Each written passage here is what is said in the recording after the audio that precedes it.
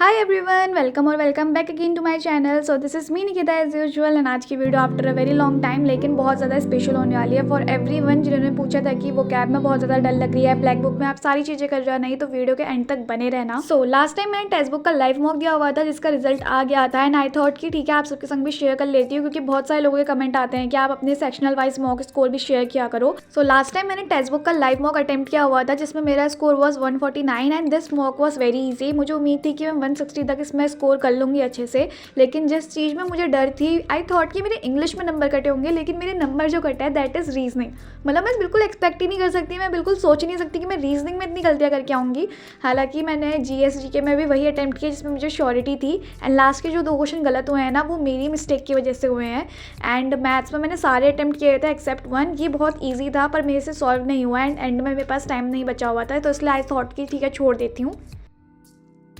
So guys, अभी भी मुझे रिसीव हुई है किरण पब्लिकेशन की तरफ से SSC मैथमेटिक्स की लेटेस्ट एडिशन जो कि 2025 का है एंड इसमें एक स्पेशल फीचर एड ऑन हुआ है दैट इज़ kiran.ai, जिसमें एक स्क्रैच कार्ड मिलेगा आप सभी को अगर आप ये लेटेस्ट वर्जन लोगे, जिसमें 2025 के भी इवन क्वेश्चंस है जो जनवरी में CGL का एग्जाम हुआ था उसके भी क्वेश्चंस में ऐड ऑन किए गए हैं।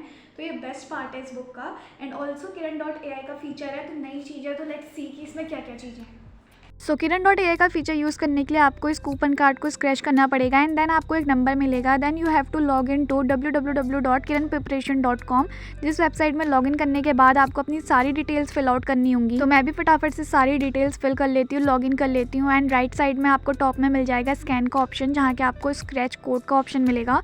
Then you have to log in और वेरीफाई वगैरह करना, OTP वगैरह, नंबर वगैरह, स्टेट वगैरह, डिस्ट्रिक्ट वगैरह सब कुछ डालने के बाद देन आपको लॉगिन हो जाएगा, मिल जाएगा फीचर kiran.ai का। स्क्रैच कोड में आपको वो कूपन नंबर डालना है एंड आपको ऊपर 3 ऑप्शन मिलेंगे। मतलब इतनी अच्छी बुक है, like play, practice and test. So this is the best part guys. Link मैं डिस्क्रिप्शन में डाल दूंगी। You all can purchase out new edition of Kiran publication.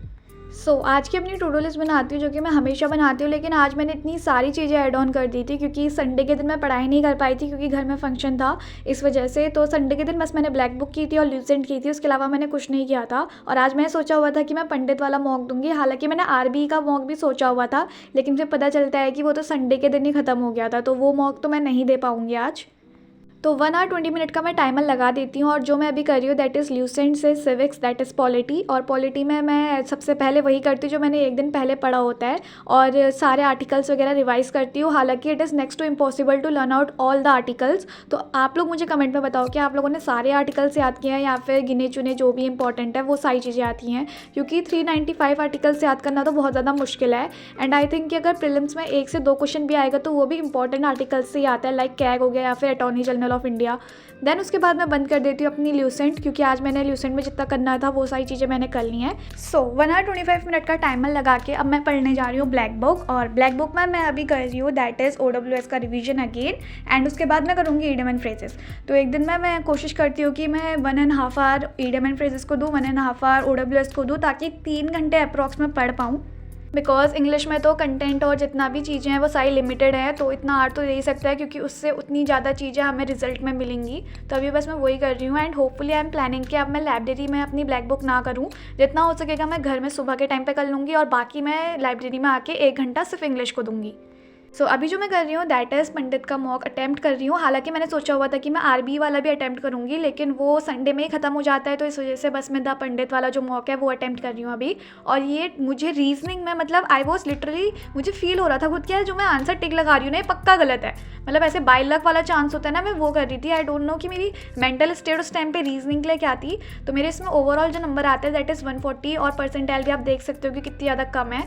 और ये रहे मेरे सेक्शनल वाइज मार्क्स। तो बस इस स्कोर को देखने के बाद मुझे एक चीज़ रियलाइज़ हुई कि रीजनिंग भी मुझे डेली अपनी हैबिट में लानी है। हालांकि इसमें मैंने जब रिव्यू देखा तो मुझे पता चला कि रीजनिंग तो बहुत ही ईजी थी भाई, पता नहीं फिर भी क्यों मेरे 5 क्वेश्चन गलत होते हैं रीजनिंग में, और 5 भी बहुत बड़ा नंबर है। और लगा लो मेरे ये क्वेश्चन गलत हुआ है कि इंटरचेंज करने पर क्या आंसर आएगा, वो भी क्वेश्चन मेरा गलत हुआ है। दैन ये रहा मेरा GK का। GK में मैंने क्वेश्चन अटैम्प्ट किए हुए थे क्योंकि मुझे कुछ क्वेश्चंस में था कि 50-50 है, तो मैंने अटैम्प्ट कर लिया, कुछ क्वेश्चन सही हो गए और 2 गलत हो गए। दैन उसके बाद मैथ्स, तो मैथ्स में बस वही अटैम्प्ट करती हूँ जो मेरा आंसर आया है, उसके अलावा सारे मैंने छोड़ दिए। दैन उसके बाद ये रहा मेरा इंग्लिश का जिसमें मेरे 4 गलत होते हैं, हालांकि 4 is also big number. And इसको देखने के बाद आई कम टू नो कि मुझे रिलेवेंट चीज़ों में ही ज़्यादा फोकस करना है। तो मैंने अभी रिसीव किया है 30 ईयर वाइज SSC CGL के book which is published by physics वाला। फिजिक्स वाला has published out previous year asked solve previous year question of SSC CGL. Not only include questions with their explanation but also starting में जिस chapter का कितना weightage है and किस chapter से कितने ज़्यादा क्वेश्चंस आए हुए हैं फ्रॉम 2018 टू 2024, वो सारे इन लोगों ने मर्ज्ड एंड मैशअप करके दे रखे हैं. Also with the difficulty level of each year, तो काफ़ी ज़्यादा अच्छी चीज़ हो जाती है, हमें पता चल जाता है कि कहाँ से क्वेश्चन बन रहे हैं. Then for example this is given out to be reasoning, जैसा क्वेश्चन का फॉर्मेट हमें अपनी स्क्रीन में मिलता है सेम एज ये बुक में हमें पब्लिश मिल जाता है. And also with a best feature that is toppers guidance.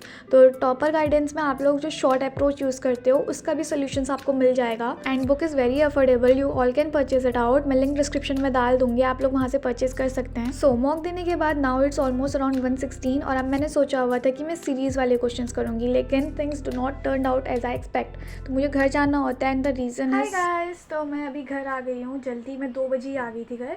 तो इसका रीज़न ये था कि कल मुझे मेरे भाई ने चाबी संभालने के लिए दी थी स्कूटी की एंड वो रख के मैं भूल गई कि मैंने कहाँ रखी है. ठीक है, और फिर आज पापा लोगों को स्कूटी की चाबी चाहिए थी क्योंकि उन्हें कहीं जाना था और मुझे याद नहीं आ रही कि मैंने कहाँ रखी है कहाँ रखी है कहाँ रखी है. तो इस वजह से मुझे घर आना पड़ा, ढूंढनी पड़ी. और कोइंसिडेंस देखो, मतलब जैसे ही मैं घर आई वैसे मुझे ध्यान आया, ओ मैं तो वहाँ रखी थी. तो वहाँ से जाके फिर मैं स्कूटी की चाबी लेके आई.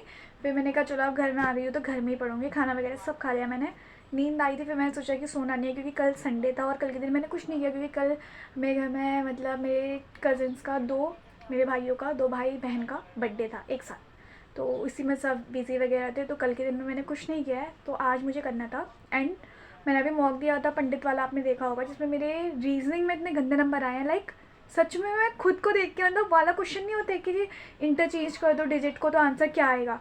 लेजिट मैं वो गलत करके आई हूँ भाई, मुझे खुद को देख के ज़्यादा गुस्सा आया.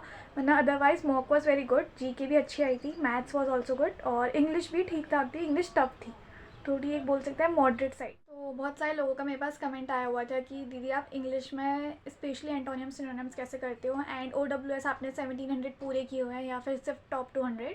तो उसके बारे में बताने वाली हूँ इंग्लिश स्पेसिफिक. हालांकि मेरा बिल्कुल मन नहीं था ये बनाने का, लेकिन इतने सारे मेल्स आए थे मुझे और इतने सारे कमेंट भी आए हुए थे हर वीडियो में, तो मुझे लगा कि मैं हर बार तो इग्नोर नहीं कर सकती हूँ. एंड अगर मेरे बताने से, मेरे मेथड बताने से किसी की मदद होगी तो फिर मैं ज़रूर बताऊँगी. And this will be the last video जिसमें मैं बता रही हूँ कि मैंने कैसे मतलब इंग्लिश के वो कैब वगैरह मैं याद करती हूँ. हालांकि मेरे भी इंग्लिश में नंबर बहुत कटते हैं, लाइक ईडियम एंड फ्रेजेस, कभी कभी वो नहीं है फ्रेजेस वाले स्पेशली, तो वो फ्रेजेस मुझसे बहुत गलत होता है. लाइक मुझे एक आया था क्वेश्चन उसमें ब्लो आउट या ब्लो इन करके कुछ था ऐसा, तो मुझे नहीं आया याद किया क्या था उसका आंसर, तो मैं छोड़ के आई हूँ वो क्वेश्चन. तो यही है कि मतलब इंग्लिश में सबका ही ऐसा डगमग डगमग चल रहा है, लेकिन कुछ के तो 100 on 100 भी आता है. लाइक मतलब 100% एक्यूरेसी से 100 के 100 अटैम्प्ट करके मैं ये कहना चाह रही हूँ.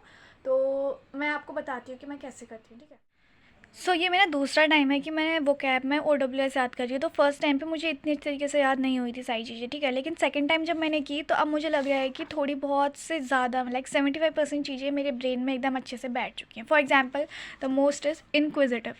अब मैंने like this is my method how I learn it. तो इनक्विजिटिव तो I learn it like mnemonic trick. मगर आपको बताऊँ so in means inside quiz. Quiz is like something, वैसे क्विज की स्पेलिंग जी होती है लेकिन इट्स रिटन ऐसे है, लेकिन प्रोनाउंस करते वक्त इट्स साउंडिंग लाइक क्विज. तो इनक्विजिटिव, तो मैंने इसको कैसे याद किया था, जब हम क्विज़ देने जाते हैं, फॉर एग्जांपल हमारा वाइवा हो या फिर कुछ भी चीज़ हो रही हो, तो हम क्विज़ देने जाते हैं. तो जो टॉपर बच्चे होते हैं, अच्छे बच्चे होते हैं, तो वो लोग क्या होता है, they are very eager to know कि यार कौन से क्वेश्चंस पूछेंगे और जो क्वेश्चंस पूछेंगे उसका आंसर हमें नहीं आएगा तो हम लोगों को नई चीज़ें सीखने को मिलेंगी. So one who is very curious to know things and ask question. अब क्यूरियस मतलब क्या होता है कि जो बहुत ज़्यादा इच्छुक होता है किसी चीज़ को जानने में, एक क्यूरियस होता है. एक क्यूरियस पॉजिटिव वे में भी होता है, एक होता है स्टबबॉर्न. स्टबबॉर्न जिद्दी. जिद्दी कैन बी इन 2 ways, एक अच्छी चीज़ के लिए जिद और एक बुरी चीज़ के लिए जिद. तो ये सारी चीज़ें हैं ऐसा. ठीक है, now secondly is like insatiable. नाउ सेटी को आप कैसे याद कर सकते हो, satisfied. One who is never satisfied या फिर that which can not be satisfied is insatiable, that is लालची.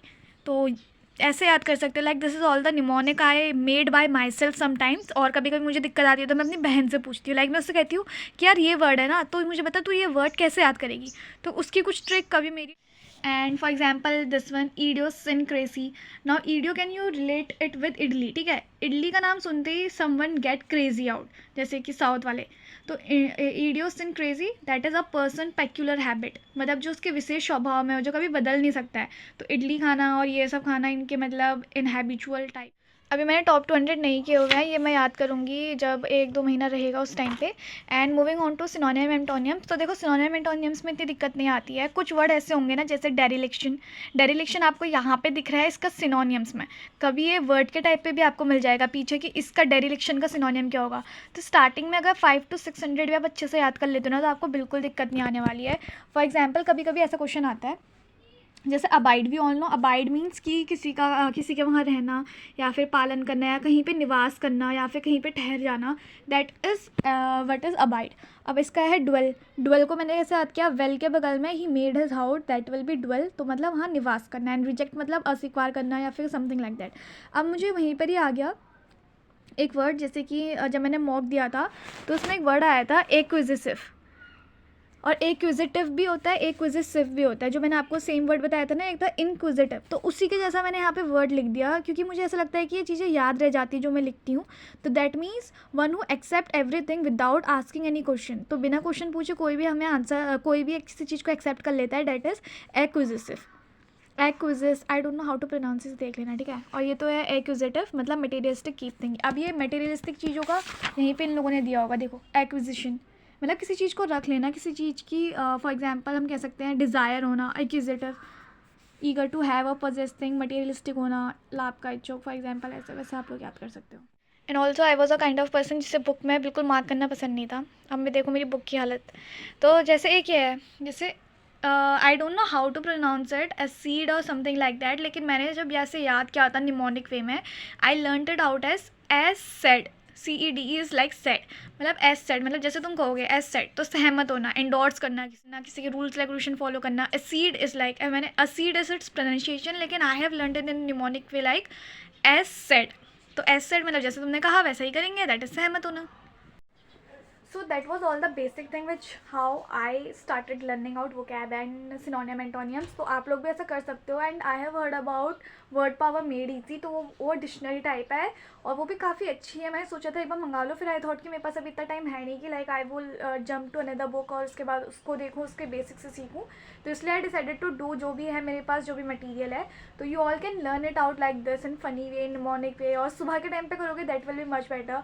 और पता है मैं एक बात बताने वाली थी, हाँ, पिछले 2 दिन से मैं सुबह उठ रही हूँ, लाइक 4 बजे उठ जा रही हूँ। मैं रिकॉर्ड वगैरह कुछ नहीं कर रही हूँ वीडियो। आज मंडे था, मैं स्क्रीनशॉट शेयर कर दूँगी। मैंने यहाँ पे अलार्म लगाया हुआ था और एक अलार्म नहीं बजा। इट वॉज लाइक कि मैं उठने की कोशिश कर रही हूँ और अलार्म एक भी नहीं बजा। सुबह उठ के देखा तो पता चला कि मेरा अलार्म खुद से ही रिप्लेस हो चुका है। तो ऐसा भी हो जाता है कभी कभी। So yeah that's what I want to share with you all. मुझे बनानी थी एक वीडियो, ठीक है, भगवान जी ने आज चाहा होगा कि मैं घर आ जाऊँ, इसलिए मैं ये वीडियो बना पा रही हूँ। I hope so, and sorry for the background noise. So that's all for today's video guys. I hope you learned it. That's all for today's video guys. I hope you learned and enjoy. Like, share, subscribe कर देना अगर video अच्छी लगे तो। And अभी मैं सोऊंगी नहीं, मुझे करनी है ल्यूसेंट एंड ब्लैक बुक। मैं ल्यूसेंट इसलिए इतनी बार कर रही हूँ क्योंकि अभी मैंने पंडित का जो मॉक दिया था उसमें क्वेश्चन आया था, who was the first world female prime minister. तो इंडिया का तो सबको पता है, दैट इज़ इंदिरा गांधी, लेकिन वर्ल्ड का किसी को नहीं पता इतना, राइट। तो मैंने ये ना ल्यूसेंट की बुक में देखा हुआ था एंड उसका क्वेश्चन आके I was literally very happy seeing कि ये क्वेश्चन आया हुआ है। तो वो श्रीलंका की कोई है जो कि पूरे वर्ल्ड की सबसे पहली प्राइम मिनिस्टर बनी फीमेल में, दैट वॉज सीरी करके है, S for Sri Lanka and S for her name something like that, SIRI Mofo करके कुछ है। तो ये चीज़ें हो जाती हैं कि कभी कभी बुक्स वगैरह पढ़ने से बहुत सारी चीज़ें रिलेटेबल लगने लगती हैं। तो yeah that's all for today guys. I hope you enjoy lectures guys. Thank you so much for watching. Bye bye. Why I'm acting like Saurav Joshi.